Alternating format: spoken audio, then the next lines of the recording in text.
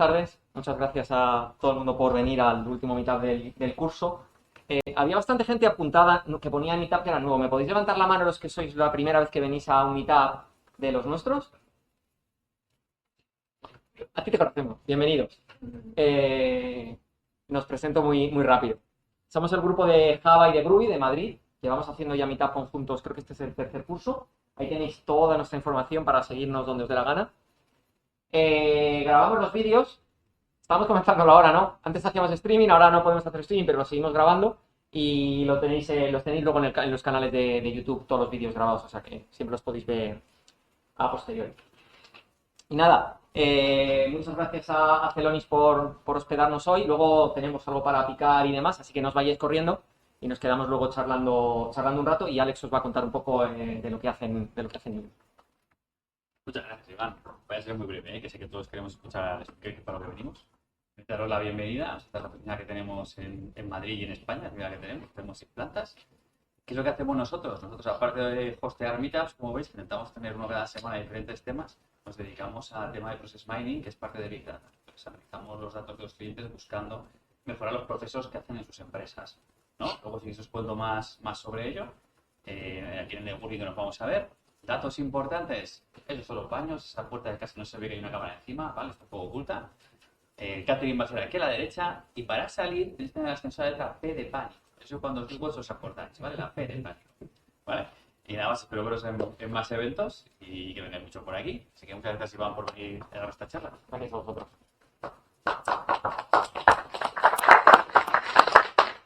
Nada, lo importante, quedaros con esto, ¿no? Que no hay preguntas estúpidas, la única pregunta estúpida es la que no hacéis, porque entonces os vais a ir a casa, os vais a ir ahí a quedar con el run de joder, al final no lo he preguntado y tal. Entonces, somos un grupo pequeño y ya está. Entonces, si no queréis preguntar ahora luego, pues luego en el networking le preguntáis a Jonathan y estará encantado de responderos. Esta charla es parte de la iniciativa del mes de QA, que no sé si conocéis. Esta es la 4ª edición que se hace. Y básicamente durante el mes de junio, no es de esta comunidad, es eso, una iniciativa simplemente para hablar durante el mes de junio de QA, de cualquier cosa. Los meetup, los grupos de usuarios, lo que quiera, no va de ninguna tecnología, se pueden apuntar, básicamente que simplemente pues dar una charla en este paraguas. Ahí tenéis la web y la 4ª edición. Y desde Madrid Yub llevamos participando, creo que este es el tercer año, estamos colaborando, hacer una charla que tenga algo que ver con QA en el mes de junio. Y nada, ya os dejo. Ahora Jonathan después del selfie. Es importante. Ahora se presenta él y nada. Luego ya lo dejamos para el final.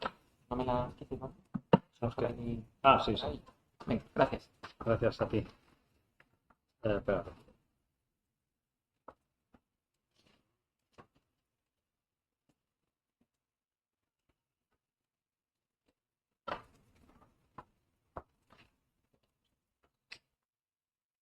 Bueno, pues nada, gracias por hospedarme aquí en las oficinas de Celonis, que me he quedado flipado con la sala esta. Muchas gracias al Madrid Chuck y al Madrid Groovy, ¿cómo es? Por también facilitar la charla. Voy a hablar básicamente de algo que ya sabéis, no os voy a contar nada nuevo. Así que el objetivo de mi charla básicamente es que salgáis de aquí a lo mejor un poquito más concienciados de lo que hay en los proyectos y sobre todo que tengáis una visión de que los fallos en seguridad en los proyectos no es algo tan anecdótico, sino que sucede mucho.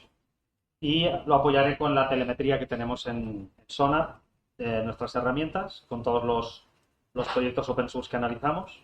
Pues, como no, agrupamos telemetría de ellos y entonces os voy a mostrar cómo está el patio.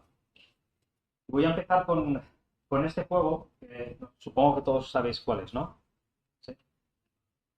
Pues básicamente Fortnite en el 2019 lo hackearon con diferentes métodos, pero uno de ellos era con inyección de SQL.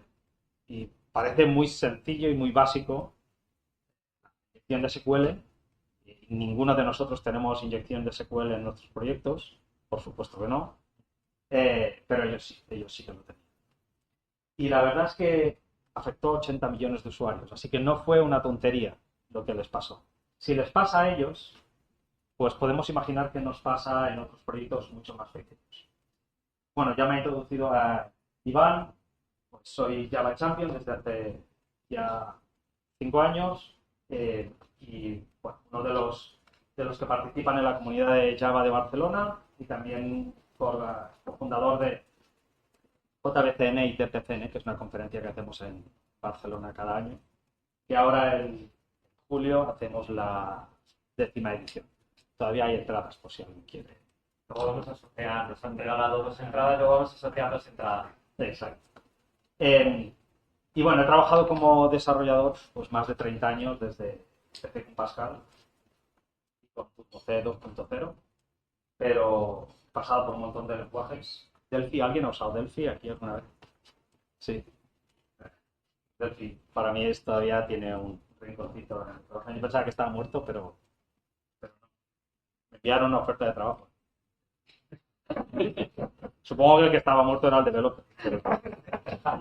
Pero ahora me dedico a ser developer advocate en Sonar, que básicamente de lo que me encargo es de dar charlas, crear artículos y unir a las comunidades de desarrolladores con Sonar. ¿Alguien no sabe qué es Sonar? Perfecto. Pues Sonar es la compañía que está detrás de SonarQube, que es una herramienta para analizar de forma estática nuestro código. Ahora tenemos básicamente un producto con 3 sabores. Tenemos SonarQube en el IDE, que antes se llamaba SonarLink, el server, que lo podéis...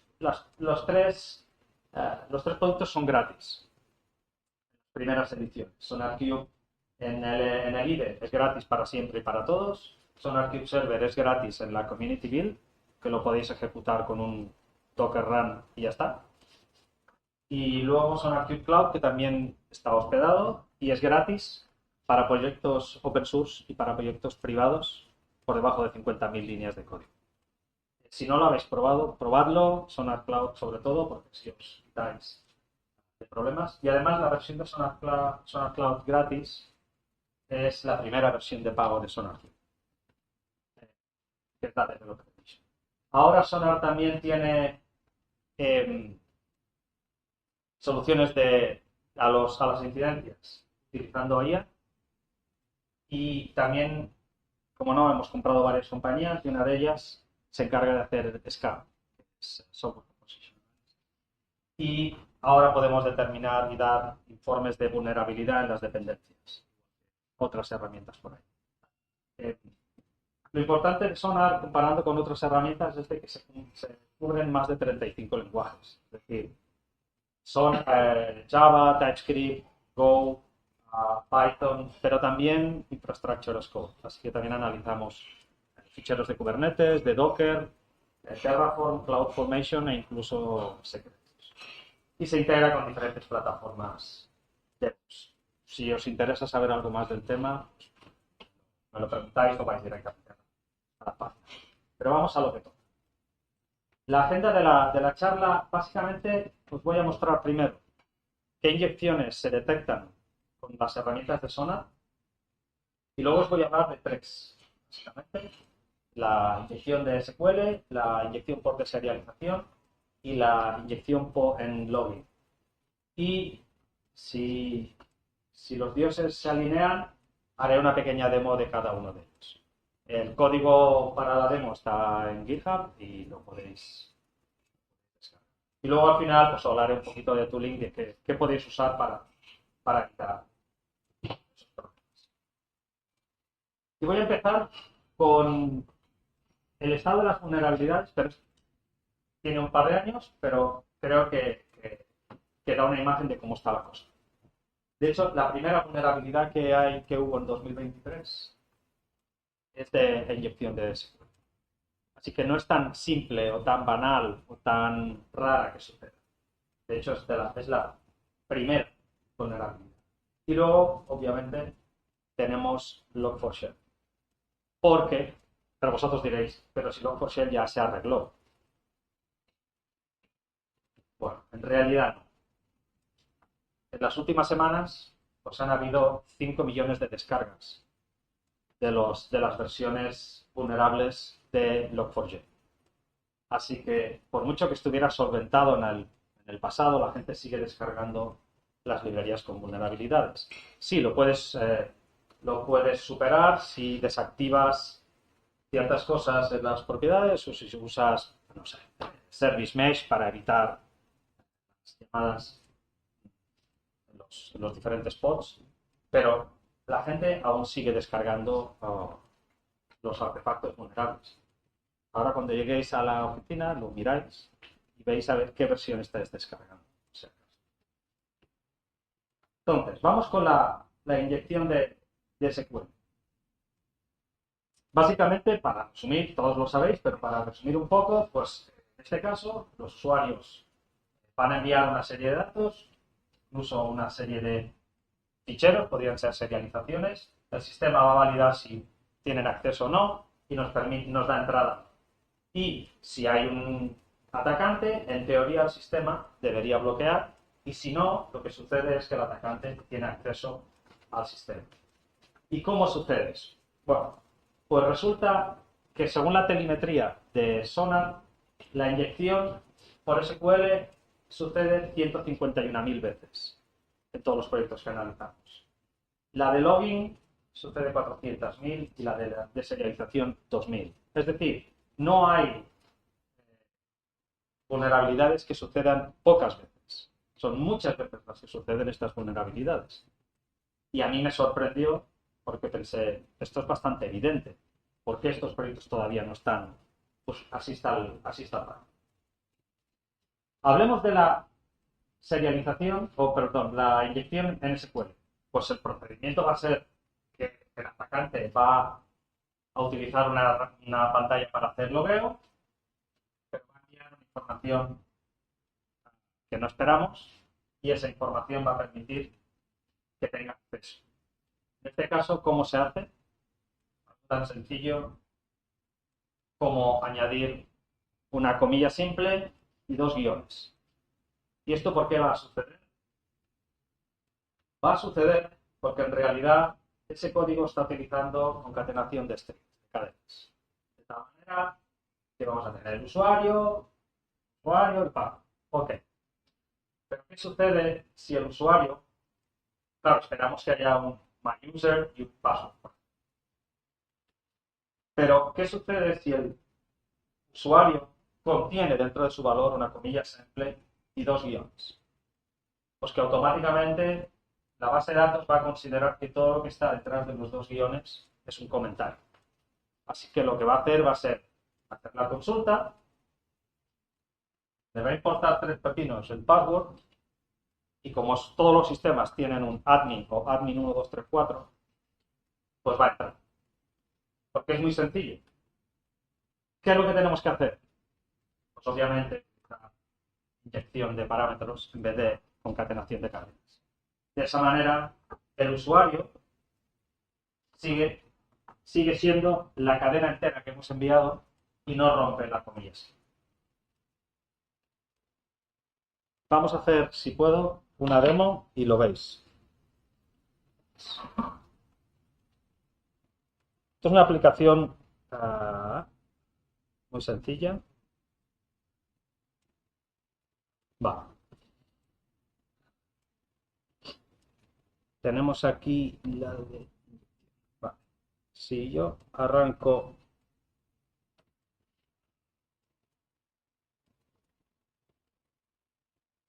Es una aplicación con Quarkus con FX, y lo que voy a hacer va a ser enviar un admin y un admin. Se conecta a la base de datos Postgre que hay y nos deja pasar. Y si yo le paso un password incorrecto, no me deja pasar. Pero si en cambio yo le paso esto así, perdón, no es esta comilla, es la comilla.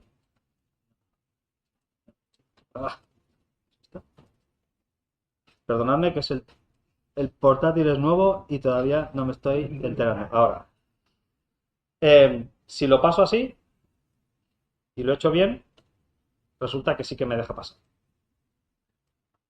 El código es muy sencillo. Lo puedo enseñar aquí. ¿Lo veis bien?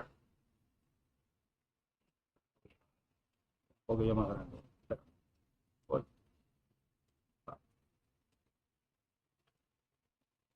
Si voy al que está este de aquí, no. Va, este de aquí. Y ahora un poquito más grande, a ver si lo hago bien. ¿Lo he hecho bien?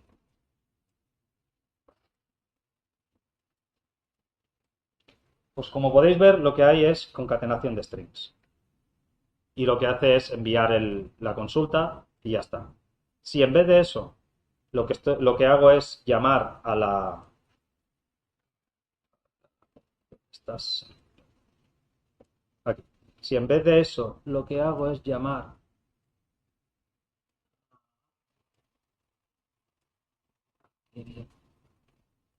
Para aquí no se ve el check.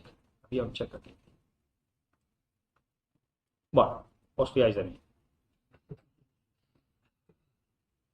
El check lo que hacía es, en vez de llegar a llamar al que hace concatenación de string, lo que está haciendo es llamar al que tiene inyección de argumentos.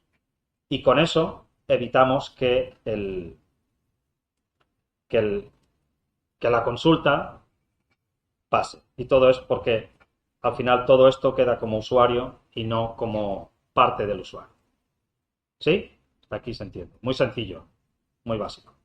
Pero es tan básico que todavía la gente lo usa. No lo protege. La deserialización, este es otro caso en el cual, de nuevo, generalmente todos estos problemas de inyecciones es porque nos fiamos de que la UI va a hacer la validación. Entonces no nos esperamos que nos van a entrar un usuario incorrecto y también no nos esperamos que nos vayan a enviar un objeto que no esperamos. En este caso, lo que va a hacer el atacante va a ser utilizar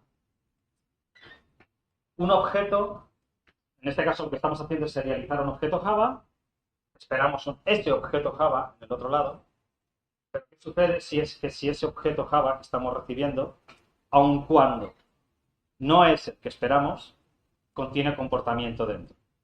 Y lo que va a pasar va a ser que aunque el sistema va a validar y nos va a decir que no es correcto, va a ejecutar lo que venga ahí.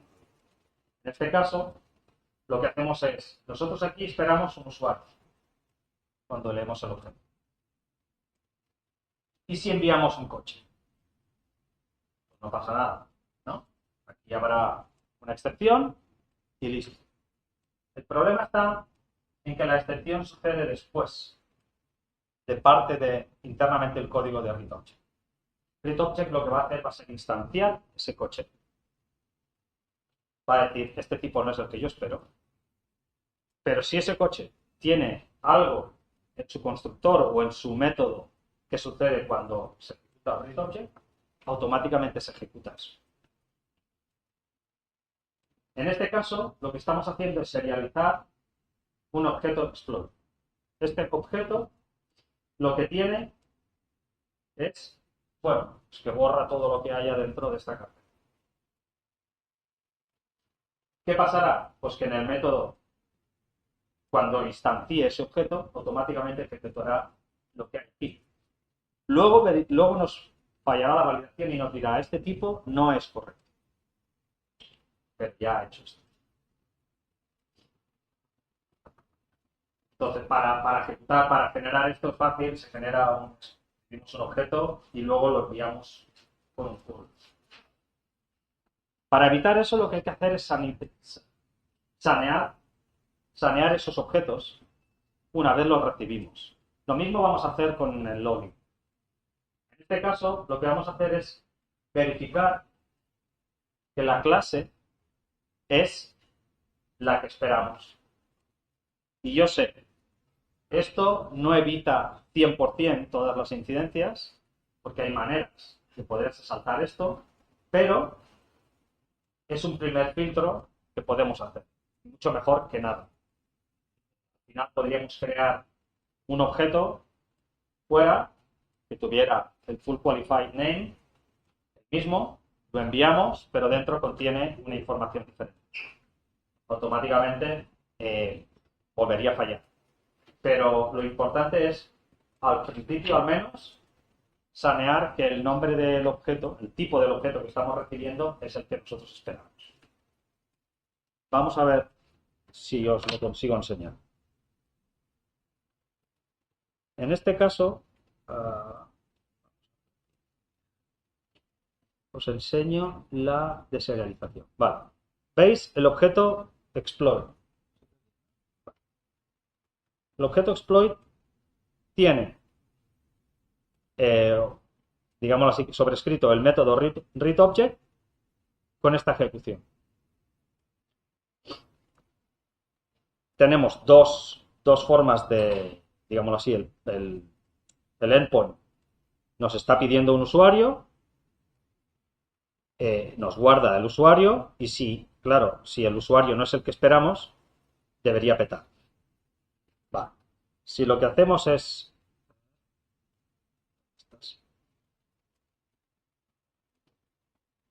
Va.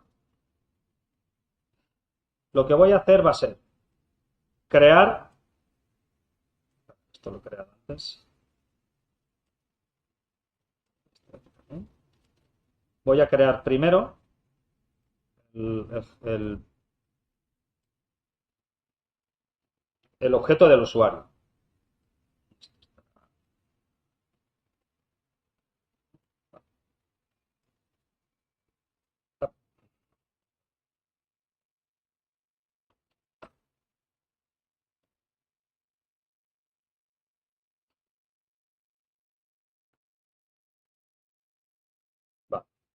Y me ha generado un user, que lo podéis ver. Y lo que me está haciendo es generar un user del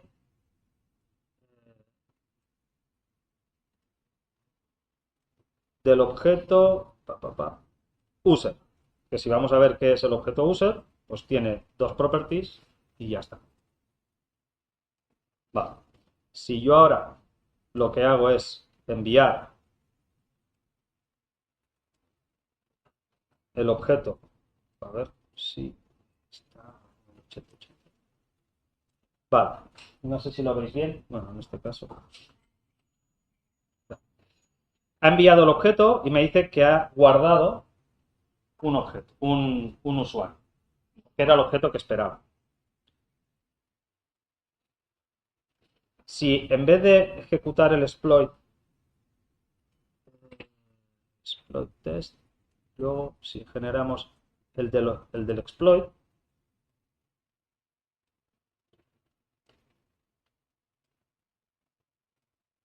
me debería generar un fichero exploit.ser,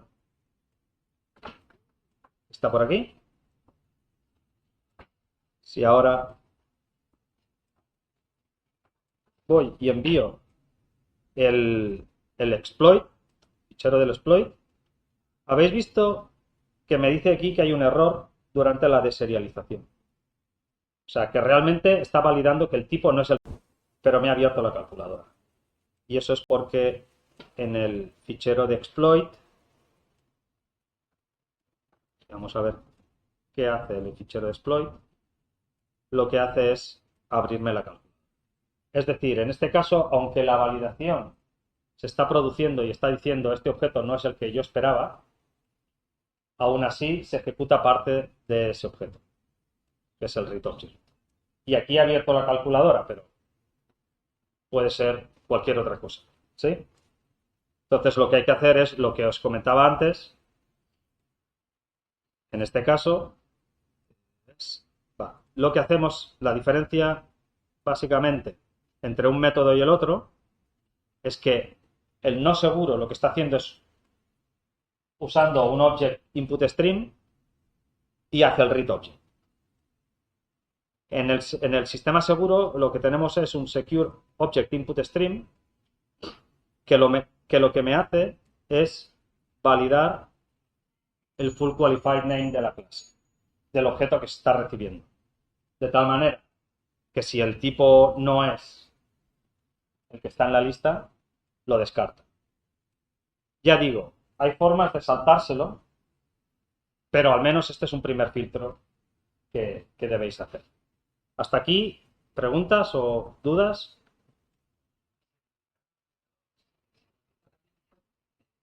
Exacto, sí. El comportamiento, sí, exacto. Es lo que al serializar ese objeto se está serializando todo y cuando lo deserializas todo. De tal manera que si lleva comportamiento, pues se ejecuta.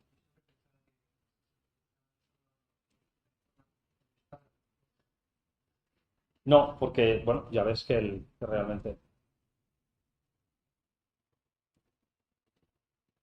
Una consulta. Jackson también tiene esa vulnerabilidad si lo deserializa la librería. Sí y no.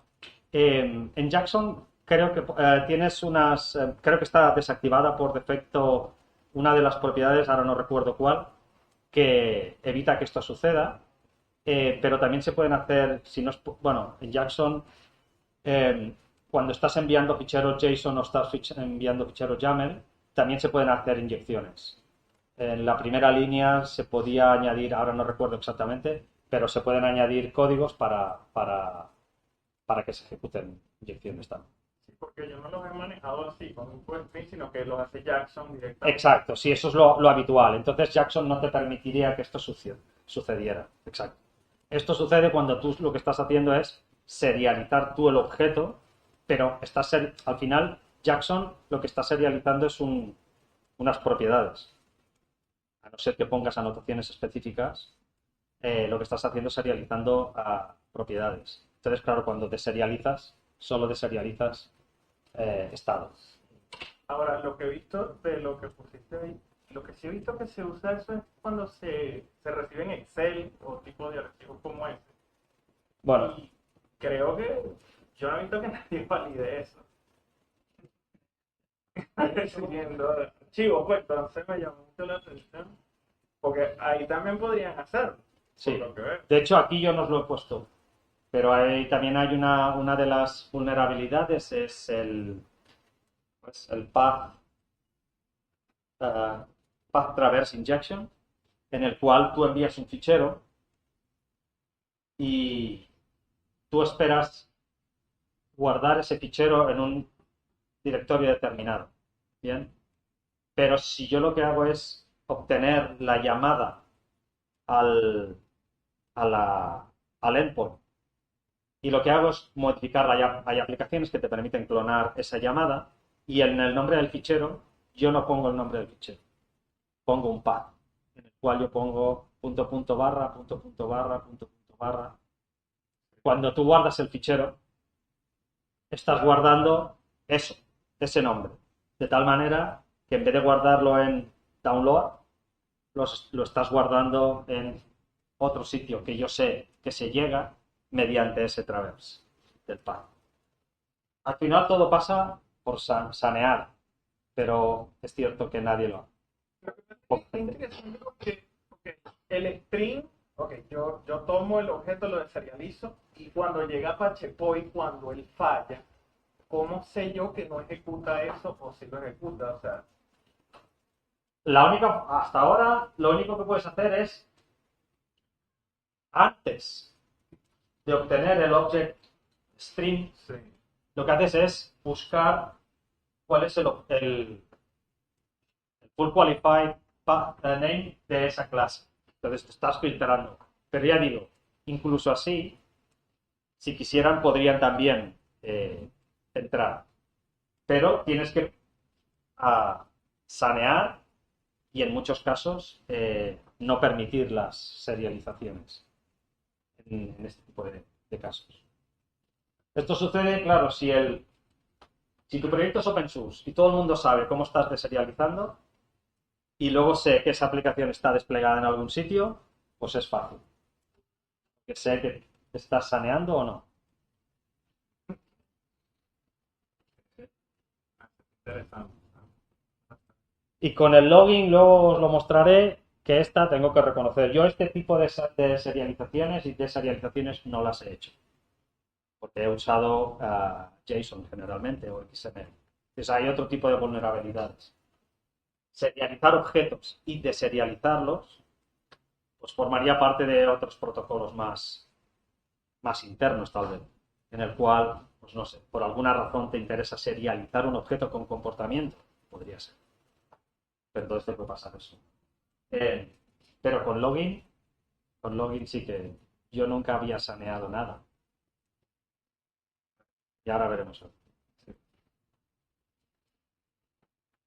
Bueno, tenemos aquí el... Vale.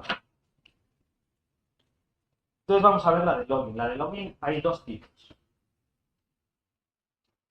Habitualmente lo que hacemos es, pues recibimos información de login. Pues el usuario tal ha querido loguearse.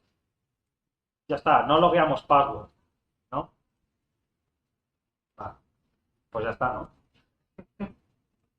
Entonces, logueamos algo para que alguien algún día revise ese log. Ya está. Pero, ¿qué pasa si el que envía esa información nos envía información que sabe? Además, estamos utilizando una librería en concreto para loguear que tiene ciertas funcionalidades. Podrá conseguir ejecución remota. Y por otro lado, podrá conseguir algo que en realidad no es una vulnerabilidad como tal, pero nos puede fastidiar y nos puede incentivar en hacer modificaciones que facilitarán luego el exploit. Por ejemplo, la primera es log4j. Tenemos este método en el cual el usuario password es el de antes, de conectarnos a la base de datos. Lo habitual es, pues el usuario tal se ha logado, el usuario tal, malas credenciales. Eso sería lo normal. Y lo que tendremos en el log sería un info y el user John se ha logado. Ya está, no hemos logado password. Pero, si en vez de que el usuario nos envíe como nombre de usuario John, password 1234, y supongo esto no consiga entrar, si en vez de eso nos envía John, bad credentials, /n y todo el churro este, con saltos de línea, sabemos que ese usuario no se va a logar. Pero, ¿qué aparecerá en nuestro log? En nuestro fichero de log aparecerá que un tal John bad credentials, pero que hay un info de un tal user admin que se ha logado y que hay un tal user John que ha tenido bad credentials. Imaginemos que esto lo envío 100.000 veces y automáticamente quien está repasando los logs ve que el usuario admin se ha logado 1000 veces. Pues automáticamente lo que podemos pensar es que hay algún problema. ¿Por qué el usuario admin se ha logado 1000 veces? Y estamos pensando en ello porque nos fiamos de que lo que hay en el log lo hemos escrito nosotros. Pero en este caso, lo único que hemos escrito nosotros es user John bad credentials. Todo lo demás forma parte del usuario que nos ha enviado el usuario. Así que la persona que revise ese log puede llegar a la conclusión de que tiene que cambiar algo de la seguridad. Y en ese cambio puede implicar que se abran puertas, que se cierre un admin, se abra otro, no lo sé. En este caso es un ejemplo sencillo, pero podéis entender que si la persona conoce un poco de los internos de la aplicación, puede marear mucho a la gente que está revisando los logs. ¿Sí? ¿Se entiende? De nuevo, La forma de que esto no suceda es saneando el input. Lo que hacemos es, este usuario que nos viene, antes de ejecutar las funciones, lo que hacemos es sanearlo. De tal manera que el sanear implica sustituir saltos de línea, retornos de carro, cualquier carácter, en este caso que lo que hacía era dividir las líneas del log. De esa manera, cuando nosotros lo vemos, veremos que hay solo un error y que todo lo demás es un churro que está en la misma línea. No hay diferentes líneas, es todo la misma línea. De tal manera que eso sabemos que ya no es lo mismo, ya no son 3 líneas, que si lo tenemos con un analizador de logs nos puede despistar. De esta manera vamos a ver claro que solo es una línea y que esto están intentando marearnos con él. Por otro lado, tenemos la ejecución remota, que en este caso usa una vulnerabilidad que había en Log4j. Log4j permitía utilizar protocolos en los cuales, pues, utilizabas, por ejemplo, el DAP, pues lo que hacía era conectarse a una URL, descargarse aquella clase y ejecutar. No sé, alguien pensó que era buena idea, no sé. Claro, ¿qué pasa? Esto, imagino que la gran mayoría no lo usa. Y nunca pasó nada hasta que alguien lo detectó, curiosamente. Esto está open source, así que si quieres verlo, lo puedes ver. Y entonces lo que sucede es que automáticamente lo que vamos a hacer es, en vez de enviar nuestro usuario, vamos a enviar todo esto de aquí. Y como hemos visto antes que teníamos una línea que loguea el usuario, ¿os acordáis de esto? Automáticamente Log4j va a ver que el usuario tiene que imprimir esto de aquí, que esto de aquí es esto. Para Log4j, cuando encuentra un dólar y llave, automáticamente trata de resolver este lookup. Y lo que va a hacer va a ser ir a esa URL, descargarse la clase, decir que el usuario no tiene acceso, pero ejecutar el contenido de esa clase. Lo que va a hacer va a ser, esto lo que os digo, interpolación para obtener que aquí hay un parámetro, va a hacer un lookup a este JNDI y a este protocolo, va a descargar la clase y la va a instalar. Y va a ejecutar el código que esté dentro de la clase. Hay una forma global de desactivar esto, que es con los no lookups. La gran mayoría de gente no usa lookups. Las últimas versiones de Log4j llevan los lookups desactivados. Esta es la forma más genérica, más fácil. Pero, en algunos casos, a lo mejor los lookups sí que los necesitáis. No sé. Entonces, lo que hacéis es tener una clase de contexto de JNDI customizada, de tal manera que vais a vosotros a tener como una lista de permitidos de aquellos protocolos que se pueden ejecutar, que se pueden hacer lookup por los que no. En este caso, si veis esta clase que estamos indicando en esa property, lo que hacemos es decirle hasta aquí. Le decimos a esta clase que solo permita los que empiecen con este prefijo. De tal manera que si alguien pone allí una URL a un servidor externo cualquiera, pues no va a servir y solo permitimos los nuestros. Eso en el caso de que necesitéis lookups. Si no los necesitáis, que es para la gran mayoría, lo desactiváis o subís de versión de Log4j a una que ya lo lleva desactivado. Eso sería. En una empresa que yo estuve, esto al final se solucionó de forma rápida con Service Mesh, con filtros de Envoy, y se filtraba que si la llamada contenía LDAP, automáticamente se denegaba esa llamada. Entonces, ya está. Pero se hizo a nivel de servicio. Mucho más. Vamos a ver si consigo enseñaros.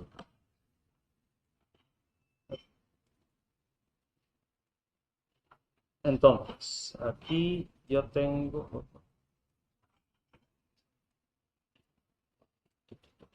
¿Dónde estás? A ver, aquí. Tengo esto que está...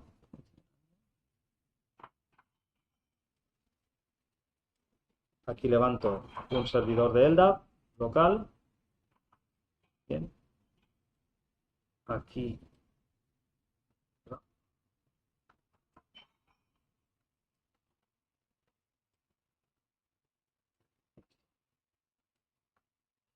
Vale, y aquí el servidor web. ¿Sí?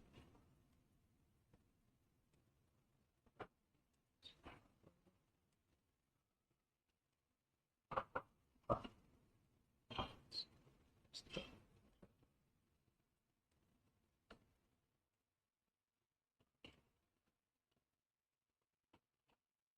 Vale, aquí tenemos, se ve pequeñito. Tenemos la misma página. Vale, y funciona, ¿no? Si yo lo que hago es utilizar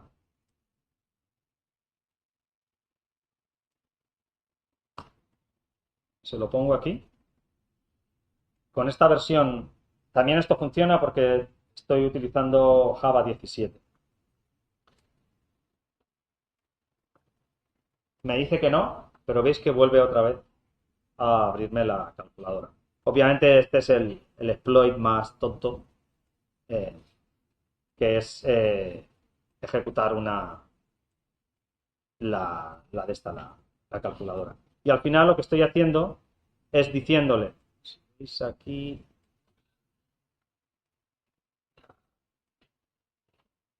veis que aquí hay un objeto, evil, o bueno, no se ve muy bien. Ahora lo veis bien, ¿no? Lo que estoy haciendo es, vete a esta URL y descárgate el objeto evil. Y el objeto evil lo que tiene es, cuando se hace un getObjectInstance, lo que está haciendo es abrir la calculadora. Aquí se podría añadir cualquier exploit un poquito más elaborado y automáticamente, pues bueno, causaríamos bastante más problema. ¿Alguna pregunta? Con el anterior que mostraste, eso también se puede abrir una calculadora. ¿Con el Log4j? Ajá, pero con el proceso anterior. El de login también, pero Ajá, el de login. con el forging. No, el forging en realidad no es una vulnerabilidad como tal, pero puede fastidiar a las personas que están analizando los logs. Ya digo, yo he puesto una cosa muy sencilla que es simular que el usuario admin se ha logado. Pero podrían hacerse 1000 cosas. Podría al final ponerse, qué sé yo, credenciales de admin denegadas. Y se pueden poner muchas veces. O mensajes que lo que van a hacer va a ser confundir. Y en algunos casos van a hacer que las personas que están manteniendo esa aplicación puedan hacer cambios. Incluso podrías decir, yo qué sé, no sé, si tiene sentido, contraseña de admin cambiada. Si sabes que ese log se está produciendo. Y ahí, bueno, pues Sí, ya. podrían revocar entonces el password actual de admin, podrían generar otro, pero si yo sé que eso desencadena unos procesos, pues a lo mejor lo puedo aprovechar. Cualquiera. Sabe que supera ciertas líneas en la aplicación. Para que Exacto. Sí, después.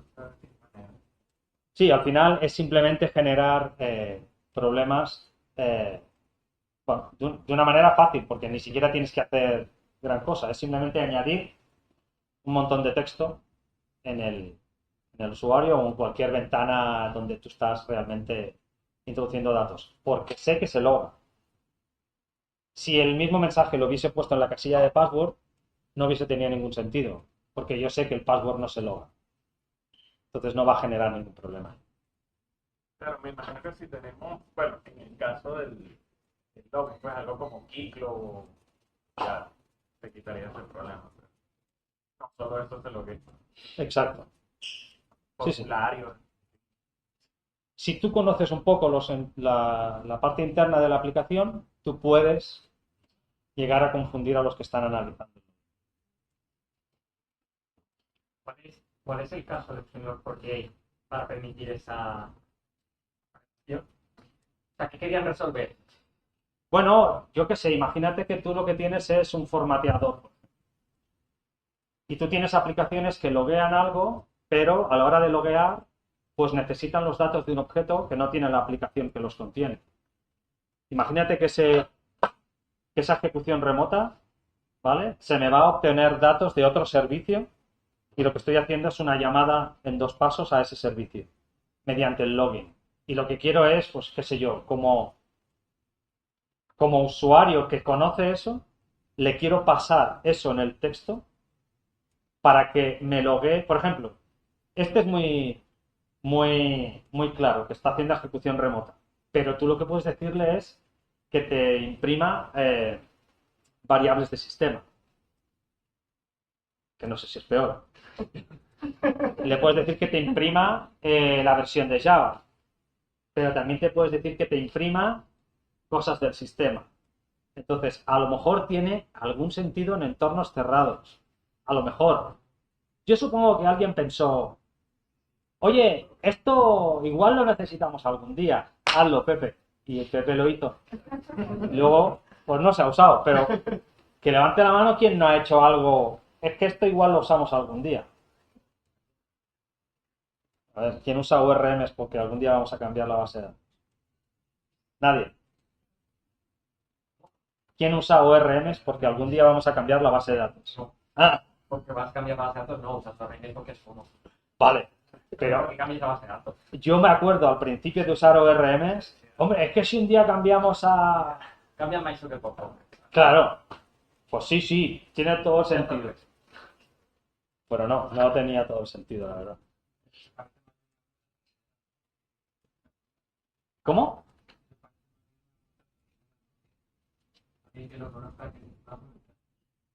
Bueno, en este caso sí, ha sido exactamente eso. Pero, siendo Log4j, estaba en claro ahí. Si es que eso llevaba ahí, yo qué sé cuántos años.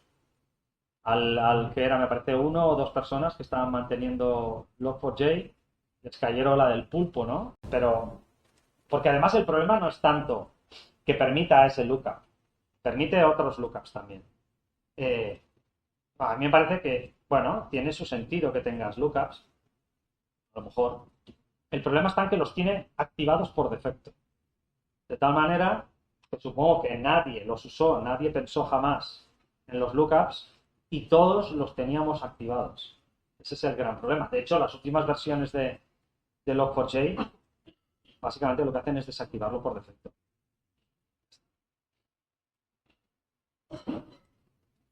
Si alguien utiliza Quarkus, no sufren de esto porque no utilizan esta librería. No sé en Micron. Y Micron utilizan todos esos.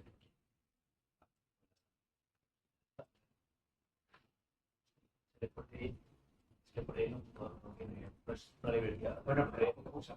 No. O deberíamos, supongo. No se usa.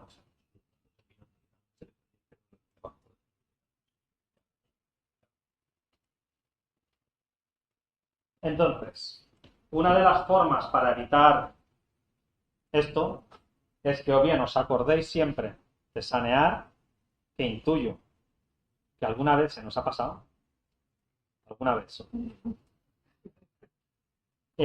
o bien que utilicemos algo que nos avise cada vez que tengamos alguna de estas inyecciones. Obviamente yo os recomiendo Sonar, efectivamente porque paga mi hotel, pero hay otras herramientas también. Es decir, podéis usar montones de herramientas que os van a verificar eso. ¿Quién usa algún linter en el IDE? Siempre. ¿Y los demás? ¿Por qué no usáis un linter? Da igual el lenguaje que uséis. ¿Hay alguna razón o simplemente porque no? Ya está. ¿Quién no lo usaba? Vosotros tres no lo usáis. Un linter, pues en este caso un plugin o una librería que lo que te hace es analizar tu código directamente en el IDE y te dice qué errores tienes. ¿Perdón? SonarLint, pero los que usan JavaScript y TypeScript tienen el ESLint. Creo que Python tiene PyLint, creo. Hay diferentes, ¿no? El tema es, lo que me interesa saber es por qué alguien no usa un linter.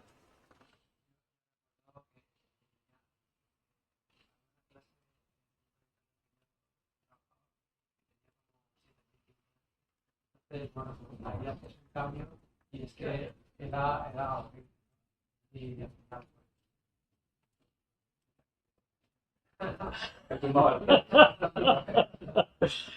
Muy bien, muy bien. Bueno, las cosas han cambiado un poco, ya no es tan lento. Pero aparte del performance, me interesa a vosotros tres, porque tú sí lo usas. ¿Tú?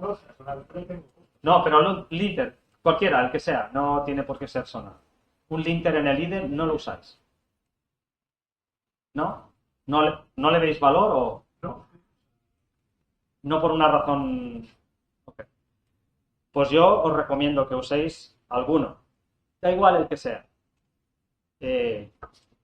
Porque yo siempre digo que los IDEs son un poco como Las Vegas.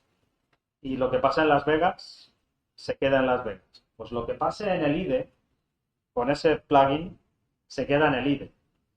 Siempre tengo comentarios de gente que se quejan de que, caramba, en este caso Sonar, estoy harto ya de las issues de Sonar. Digo, no son issues de Sonar.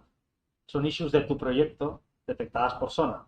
Pero el problema ¿cuál es? Que el flow es, yo codifico, hago commit, hago push, creo la pull request, ¡buah! Y ahora se queda. Espera, cambio, commit, push, se vuelve a quejar. ¿Y qué pasa? Que todos esos cambios que estoy subiendo, todo el equipo los ve. Está generando un ruido que además puede hacer que las otras personas que están revisando mi código pillen errores que son bastante tontos. Entonces, lo ideal es que utilicéis algún linter que evite que tengáis que seguir este flow. Es decir, veis los errores directamente en el IDE antes de hacer push de vuestro código a la rama. Así que, bueno, yo os recomiendo que utilicéis algo. Entonces, en Sonar tenemos 3 reglas. De las 650 que hay para Java, pues hay 3 que van a verificar que no estéis sufriendo inyección de SQL o de serialización o inyección por login. Así que con esas 3 reglas, en principio, los errores que os he mostrado ya no los deberíais sufrir.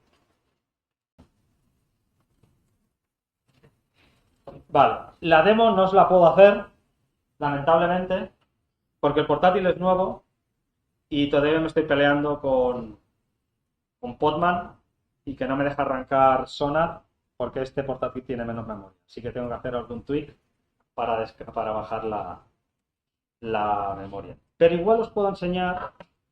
espera. Igual os puedo enseñar Sonar Cloud, que creo que ese proyecto también está.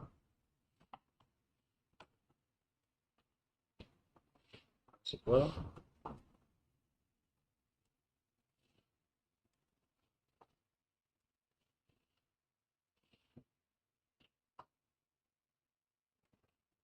Esta es la versión de Sonar que es hosted y que es gratis.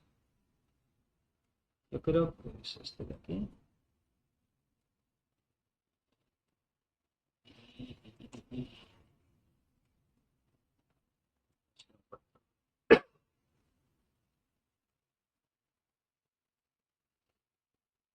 Uh-huh.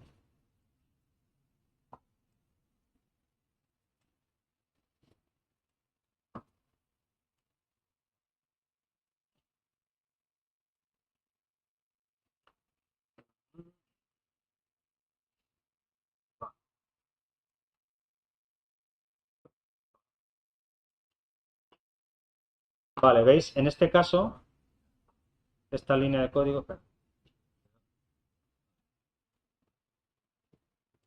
Aquí.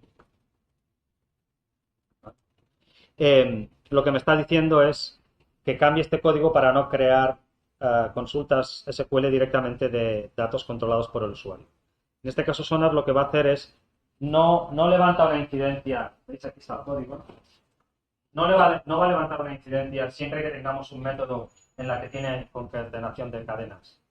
Lo que va a hacer es, en la concatenación de cadenas, en este caso, aquí abajo, veis que se está quejando por esta variable query.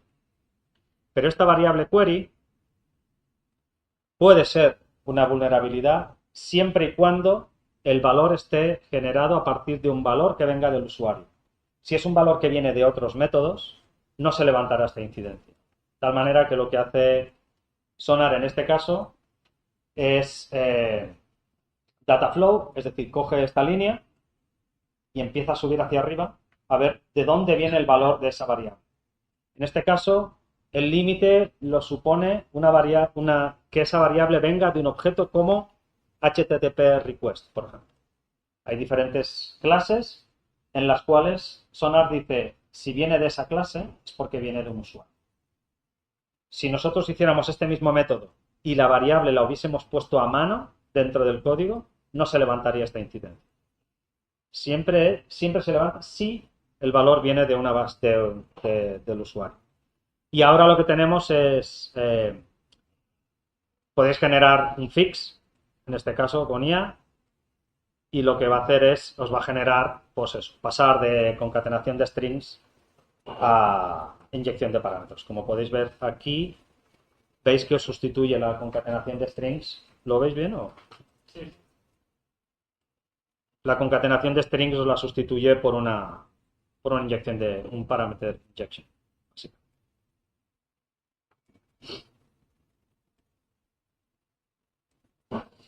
Y pues básicamente no queda mucho más. Lo que ya os he dicho, que las vulnerabilidades en este caso estas tres que son muy sencillas, que son inyecciones, entiendo desde vuestro punto de vista que estas tres inyecciones parecen muy básicas, muy elementales, muy simples, pero el punto mío con la presentación es hacer hincapié en que no son tan raras, que suceden mucho. Y a lo mejor si revisamos nuestro código resultará que alguna de estas pues nos puede pasar a nosotros incluso. Que es fácil explotarlas, ya habéis visto que no tengo que hacer gran código para generar estos exploits, es muy sencillo. Y que los fixes también son muy sencillos, no es nada complicado. Pero sobre todo que es importante que tengáis alguna herramienta que os verifique ese código que estáis generando vosotros para evitar que se os escape no sanear un log o no sanear un usuario cuando lo estáis enviando. Muchos de estos errores, lo que yo llego a la conclusión es que suceden un poco parecido a los passwords hardcoded. Es una de las primeras vulnerabilidades que tenemos en seguridad en la telemetría de Sonar. Hay miles de proyectos con passwords hardcodeados. Y yo entiendo que no es porque quieran hardcodear esos passwords, sino que entiendo que el flow básico es, vamos a crear una prueba de concepto, porque tú me has jurado que va a ser una prueba de concepto y que cuando acabemos esta prueba de concepto esto se borra y empezamos el proyecto. Pero un mes después lo vemos que aparece en el pipeline de despliegue. Y decimos, pero ¿no habíamos quedado que esto era una prueba de concepto? Bueno, pero a ver, pero está fantástico para meter.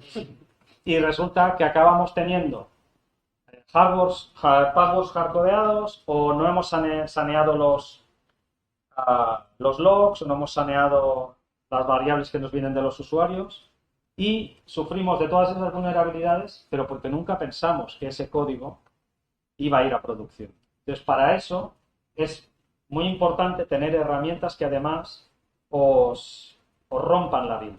De tal manera que si tenéis estas incidencias, no podáis hacer un merge master. y así os evitéis que por ir rápido acabéis metiendo vulnerabilidades en los proyectos. Y pues eso era todo, no era muchísimo más. Tenéis el QR de un artículo que también explicando todo esto y el QR del proyecto en GitHub por si lo queréis descargar también. Y si no estoy equivocado, aquí tenéis los slides, el QR de los slides, podéis revisar como queráis. Y si os apetece darme feedback o cómo puedo hacer mejor la charla, pues os lo agradezco. Y ya está, todo eso, todo era eso. Muchas gracias.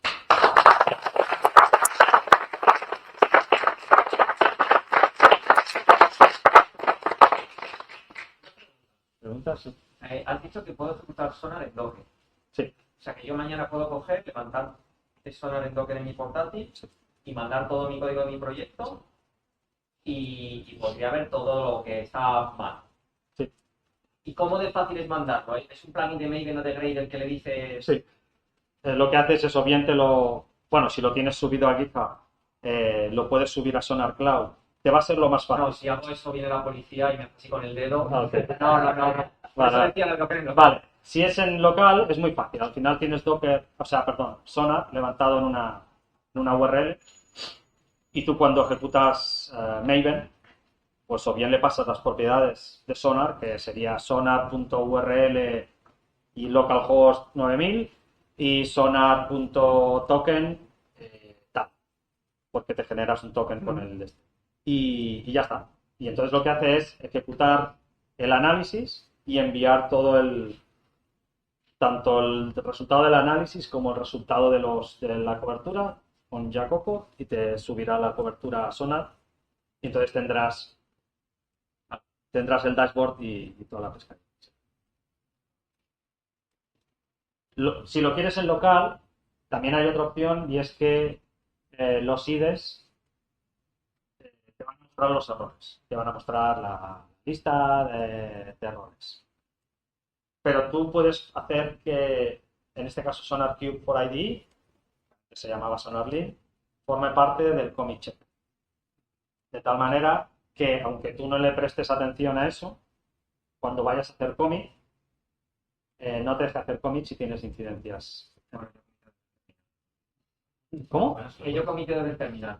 Pues un commit hub, Ya. un GitHub y ya está. Sí, no, pero bueno. Y ahí te lo evitas. No todas las incidencias están detectadas por SonarLint.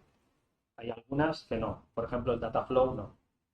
Porque esas reglas tienen más peso de complejidad, CPU, y entonces para que no te pase lo que le pasa a él, pues entonces hay reglas que no se hacen en local, se hacen pero es muy fácil. De hecho, yo aquí, en este no, porque me peta por memoria, pero en el otro portátil que tenía sí levantaba la Enterprise con la licencia que tenemos nosotros y pues fácil. Porque sí que lo tengo en Ok. Entonces también, si dependiendo, a ver, a ti no sé, pero los fixes por IA, en algunos casos, si no tienes la más repajolera idea de cómo solventarlo, vale. En la mayoría de los casos, a día de hoy, no sé si aporta muchísimo, pero puede ser algo rápido. Si lo que tienes que modificar son varias líneas, sí es cierto que una vez que vas a Sonar, pues la community no lo tienes. Vas a Sonar, le dices el code fix, te genera el code fix, le das al botón de View in IDE, te va al IDE y te abre la sugerencia con la diferencia y si quieres aplicas y si no, no. Entonces, para algunos casos puede ser rápido. En Sonar Cloud sí que lo tenéis y sirve para proyectos open source o privados por debajo de 50.000 líneas de código. ¿Una pregunta más? Yo tengo una anécdota Perfecto. que tengo un código que tiene una línea de comandos. Entonces, la línea de comandos pide la URL De Mongo. Entonces, como la URL suele ser rara, en plan de nombre de usuario, arroba, password, 2 puntos, mongo, o sea, es una sintaxis compleja. Yo lo pongo como documentación de la línea de comandos. Y siempre que hago un código nuevo, me salta la letra diciendo, oye, que me has puesto la password y el usuario. Quítalo. Y digo, no, que es documentación. Ya. Pues siempre que... En ese caso, bueno, sí, siempre en ese caso puedes hacer un no sonar. No me gusta poner, ¿Cómo? que no me gusta poner ese tipo de anotaciones. Ah, claro. Tengo que ir al issue del Sí, Cloud y decir Wonfix y lo que sea, sí. Si no, lo que haces es para ese trozo de código le haces un no sonar y ya está. Entonces ahí no se va a levantar ninguna incidencia. Pero si no, sí, claro. Ese es el problema. Que a nosotros, por ejemplo, hemos tenido un problema ahora. Uno de nuestros champions, digamos así, gente que utiliza Sonar y tal, pues puso un token en un repo público y al final, ¿ves? Pues si hubiese utilizado Sonar en ese caso, pues no hubiese puesto token público. O sea, es decir, que hay problemas que es fácil que se te escapen, pero también es fácil tener algo que te avise.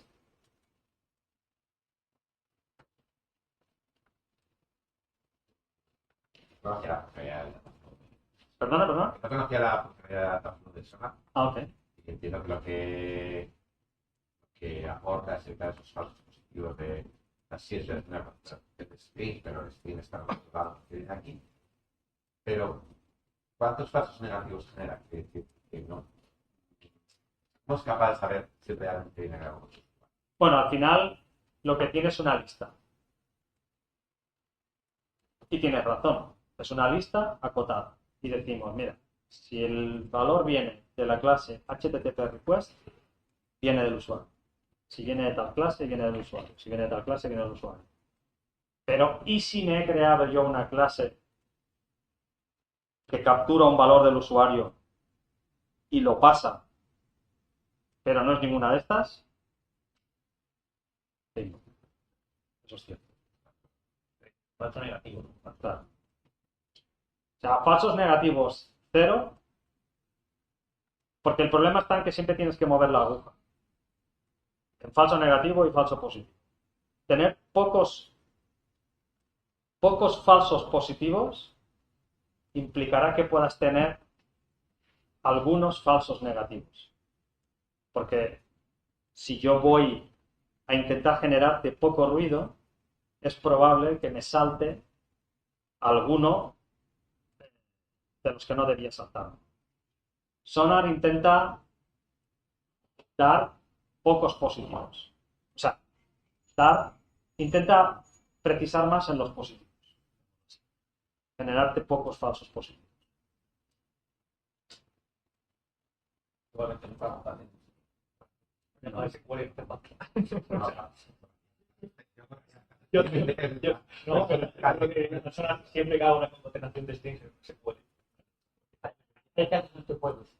Que el nombre de la tabla sea. No hay... Usa No puedes.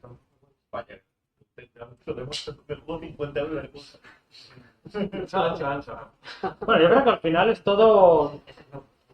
Mira, hay un tema con la gente de Quarkus.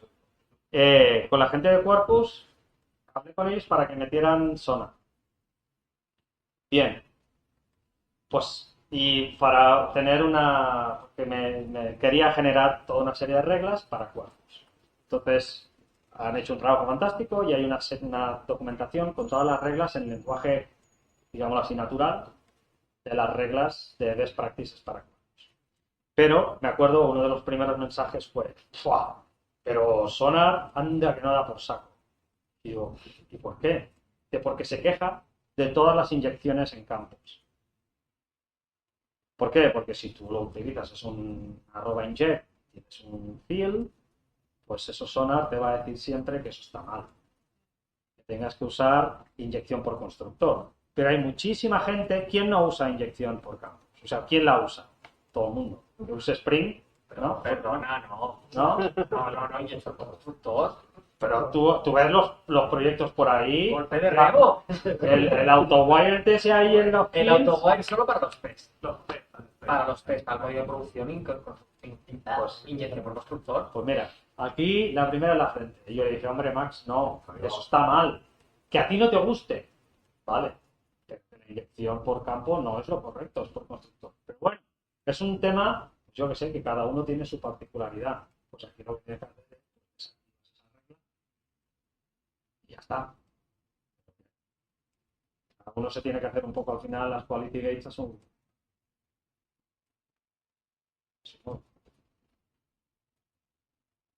¿Quién se ha aburrido en la charla? Sed honestos, ¿eh? ¿No se ha aburrido nadie? ¿En serio? ¿Y quién ha aprendido algo?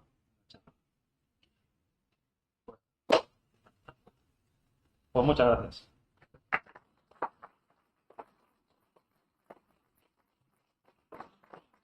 Ah, sí. Hostia. ¿Está? ¿Eso está? Ah, perfecto. Sí. Cerramos. Noticias. Sabéis que después de esta siempre os contamos cuál es la siguiente charla. No tenemos siguiente charla porque paramos para el verano. Pero, en septiembre, sabéis, deberíais saber, que sale Java 25, que es LTS. Entonces, todavía no está en mitad para anunciar porque tampoco lo hemos hablado porque estamos en junio y demás, pero haremos charla en septiembre de Java 25, que probablemente la hagamos la primera porque es el 16 de septiembre, que es cuando sale. Entonces, los que estuvisteis aquí en la sesión que tuvimos hace 2 años de Java 21, os acordáis que hicimos una charla en la que básicamente éramos como 8 ponentes y cada uno contaba en 5 o 10 minutos alguna novedad de Java 21. Entonces, no sé si haremos algo bien, pero bueno, simplemente recordaros que eso, que sale Java 25 y que probablemente empecemos el curso en septiembre con una charla. ¿Y qué más? Bueno, PCN, sí. se lo voy a dejar a Jonathan que lo cuente. Tenemos un descuento del 15% en Madrid U, pero además nos han regalado 2 entradas que vamos a sortear. Entonces, cuéntanos qué es esto y demás, cuéntalo tú, Bueno. que es organizador de la conferencia, entonces mejor que lo cuente él. Claro. Y luego tú me dices. Bueno, nada, ¿alguien no conoce lo que es la JBCN o la DPCN? No lo conocéis. Pues es una conferencia que este año vamos a hacer 10 años. En las últimas ediciones hemos tenido alrededor de 1000 personas y son, dependiendo de la edición, han sido 2 o 3 días. Este año son 2 días y medio, que tenemos charlas miércoles y jueves y talleres el martes. Son 4 tracks este año y se cubren, no es Java, tenemos un track de JVM, un track de IA, un track con Python, un track de JavaScript, un track de Cloud, un track de Agile y un track de Frontend. Y nada, es un sitio, pues no sé, bastante chulo, tecnología, gente, networking y playa. Es un punto interesante. Así que si no tenéis nada mejor que hacer, del 8 al 10 de julio, pues nada, os venís a Barcelona, que en un golpe de ave, sin wifi, porque va fatal, pues estáis allí. Y si queréis comprar entradas, pues tenéis este código, que nada, al comprarla ponéis el código y os hará el 15% de descuento. Y eso es todo. Y además tenéis la posibilidad de ganar entrada gratis. Correcto. Nada, vamos a hacer un pequeño resumen, como hicimos el año pasado, y además justo el año pasado también cerramos el curso aquí en Celoni, de lo que hemos hecho para los nuevos, lo que lo veáis, y para la gente que habéis venido, pues para que os suenen un poco los números. Hemos tenido charlas 9 meses, empezamos este año en octubre, no en septiembre. Hemos tenido 13 charlas, hemos bajado un poco el número, el año pasado fueron 18, que fueron muchas. Auri está aquí riéndose porque lo sufrimos. Lo sufrimos muchos, una charla y media al mes, el año pasado fueron como 2 y pico al mes, aún así son bastantes. A veces ha habido una al mes, a veces hemos empalmado 3 semanas seguidas, porque pasan cosas como que viene Jonathan y entonces viene alguien de fuera, pues ya está, damos charla. Este año hemos tenido el 30 aniversario de Java y hemos organizado el OpenSPI Mat, que fue hace 3 semanas o algo así, que algunos estuvisteis. Hemos tenido 8 venues distintos, no voy a decir los nombres porque se me van a olvidar, así que así no me pierdo, no dejo a ninguno sin nombrar. Pero bueno, hemos ido rotando y demás y tenemos bastantes sitios por Madrid para seguir haciendo las charlas, así que gracias a Celoris en este caso y al resto de los venues por querernos acoger y por seguir queriendo tener meetups en sus oficinas, que a veces luego no es tan fácil. Hemos tenido 13 más 5 ponentes. Los más 5 son porque tuvimos una charla de Eclipse y entonces hubo luego un panel en el que estaba pues el Project Lead de Eclipse, que le firmó Ger un autógrafo, y 4 o 5 más del proyecto Eclipse que estuvieron respondiendo cosas, ¿no? Entonces, eran ponentes, pero no era charla, era un panel. Tenemos unas 17 horas de vídeo, ahora no estamos haciendo streaming, pero seguimos grabando los vídeos, entonces, bueno, al final los subimos a YouTube y acabaremos el curso con eso, unas 17 horas más o menos de vídeo. Creo que no he contado esto, así que a lo mejor ya son 18. Y bueno, pues hemos tenido pizzas, cervezas, bebidas y muchas conversaciones y mucha comunidad, que es lo que estábamos comentando al principio, ¿no? Que decía también Alex, que al final el meetup es una excusa para juntarnos. Dar la charla, pues está guay, hemos aprendido cosas, pero ahora nos vamos, nos tomamos una Coca-Cola, nos comemos algo y charlamos y seguimos hablando, ¿no? Y haciendo el working, que es lo que mola. Así que nada, os recuerdo también el Open Collective. Somos un grupo de usuarios que no tenemos entidad legal, no tenemos pasta, y el Open Collective nos sirve para recoger dinero de donaciones y poderlo gastar en pagar el meetup, pagar las tazas. Tenemos una taza aquí ahora para sortear, para pagar pegatinas o para lo que sea. Y nada, ahí podéis donar todos los gastos y todo es público. Entonces, si os metís en el Mad de You, podéis ver cuánto nos costaron los globos del JMAD y cuánto nos costó la tarta, porque están ahí, o cuánto cuestan las tazas. Es todo público. Así podéis ver en qué nos gastamos la pasta que donáis. Y nada, con eso terminamos. Recordad ahora en el networking, no cerréis el círculo, dejadlo abierto, porque si viene alguien nuevo, ¿no? Que se pueda meter en la conversación y charlar. Y nada, lo dicho, lo dejamos aquí, pasad un buen verano y nos vemos ya a la vuelta en septiembre. Gracias.